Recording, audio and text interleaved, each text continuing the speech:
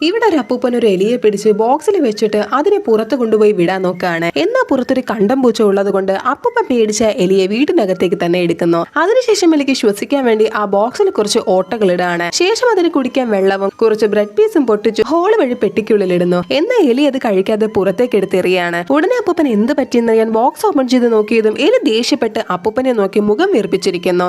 അപ്പോൾ ഉടനെ അപ്പൂപ്പൻ ആ ബ്രെഡിന്റെ പീസ് നീക്കി എലിയുടെ അടുത്ത് വെക്കുന്നു. എന്നാൽ എലിക്ക് വിശപ്പുണ്ടായിട്ടും അത് അപ്പൂപ്പനോട് ദേഷ്യം കാണിക്കുകയാണ്. അതുകൊണ്ട് അപ്പൂപ്പൻ എലിയെ എങ്ങനെയെങ്കിലും ഫുഡ് കഴിപ്പിച്ച് മതിയാകുമെന്ന് വെച്ച് പുള്ളി അതെടുത്ത് ഒരു മാജിക് കാണിക്കും പോലെ അഭിനയിക്കുകയാണ്. മാജിക്കിലെ ബ്രെഡ് പീസ് കാണാതെ പോകുന്നു. ഇത് കണ്ട് ആ എലി ഞെട്ടുന്നു. ശേഷം അപ്പൂപ്പൻ മറുമാജിക് കാണിച്ച് ബ്രെഡ് പീസ് വീണ്ടും തിരികെ കൊണ്ടുവരുന്നു. എന്നിട്ട് അത് എലിയുടെ അടുത്ത് വെച്ചതും എലി ബ്രെഡ് പീസ് മണത്ത് നോക്കിയിട്ട് കഴിക്കുകയാണ്. അങ്ങനെ അപ്പൂപ്പന് പുതിയൊരു ഫ്രണ്ടിനെ കിട്ടിയെന്ന് വെച്ച് പുള്ളി സ്നേഹത്തോടെ എലിയെ തൊടാൻ ചെന്നതും എലിക്ക് മനുഷ്യരെ വിശ്വാസമില്ലാത്തത് കൊണ്ട് അതവിടെ നോടിപ്പോകുന്നു. പക്ഷെ അത് അപ്പൂപ്പന് ഭയങ്കര വിഷമമായി. അങ്ങനെ രാത്രി അപ്പൂപ്പൻ ഉറങ്ങിക്കൊണ്ടിരുന്നപ്പോൾ എലി അവിടേക്ക് വന്നിട്ട് അപ്പൂപ്പന്റെ ദേഹത്ത് കയറിയിട്ട് കഴിച്ച ഫുഡിന്റെ ബാക്കി എടുത്ത് കഴിക്കുകയാണ്.